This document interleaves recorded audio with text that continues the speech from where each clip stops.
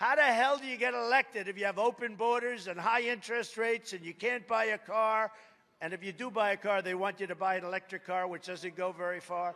And the United Auto Workers, this guy, Sean Fain, what the contract that he entered in, you know, all those cars are going to be made in China within 3 years. I hope they know that. The auto workers are all, I think the auto workers, I met a couple of them back. Raise your hand if you're, there is one guy right there. Do you agree with me? He sold you out. I had a guy, he had the strongest build I've ever seen. I said, I'd love a body like that. Where is that guy? Where is that? Right there's one. These guys are so, you're lifting, you know, a lot of stuff. You got to, by nature. And then they go and work out after work. I mean, explain that one. But no, I met a lot of the auto workers backstage, and they're great people, but they're being sold out. We're going to bring auto workers back to the country. We're going to have all sorts. You want electric, you want a hybrid. We're bringing everything back. You can have your choice. The problem is electric doesn't go very far, you know? You're driving along and you're petrified. Oh my, I'm going to front. They say, next charging booth, 93 miles. Go west, 93 miles. The whole thing is crazy.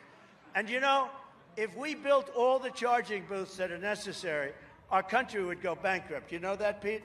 The country, it would cost like $3 trillion, more money. It's the craziest thing I've ever heard. But we're dealing with a lot. He's a very low IQ individual, our president. I would be willing to bet that Joe Biden, of all the presidents, we've had a lot of them, he is the lowest IQ individual of any president ever, ever. And he's telling us to get rid of our cars. They want to make trucks all electric. The problem is they don't go far either.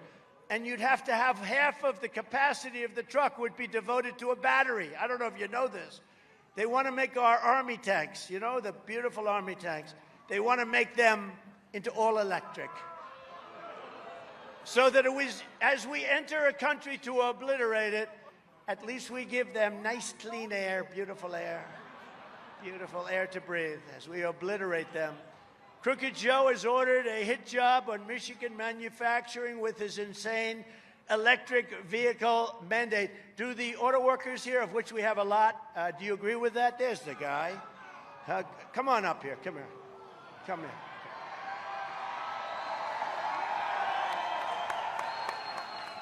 Come on up. This never works out. You know that, right? That's okay. No, I like this guy. I met him backstage. He's great. He's great. Come on up. Secret Service is thrilled. You know, when we do this secret, and you look at the guy, he could rip you apart. Come on up. I like this guy. Come on. Come here. I love you. Say something. Say something. Take that thing off. Come here. Take that thing. Look at this guy. Thank you, President Trump. We got your back. The auto workers are going to support this guy like we did in 16, 20. We're going to do it again in 24. Everybody's going to get out and vote. We're going to vote. 85 million of us are going to vote for this guy. They can't cheat enough to beat him. I love you, brother. Keep fighting the fight. Well, that worked out well. Look, I met him backstage. I liked him. I said, look at these muscles. This guy's got muscles all over the place. I said, what do you do? He said, I'm an auto worker. I said, that's too bad because you're not going to have a job in 2 years. And he agrees with me, but I want to thank him, and you did a great job. I think he was more effective than I could ever be, actually. Thank you very much. We don't want to see it happen. We want to bring manufacturing back. You know, you've lost already 54% over the years, 54% of auto manufacturing, and you're going to lose the rest of it very fast, a lot of it coming out of Michigan, a lot of it coming out. So we're going to get it back, and we're going to have big investments from other companies.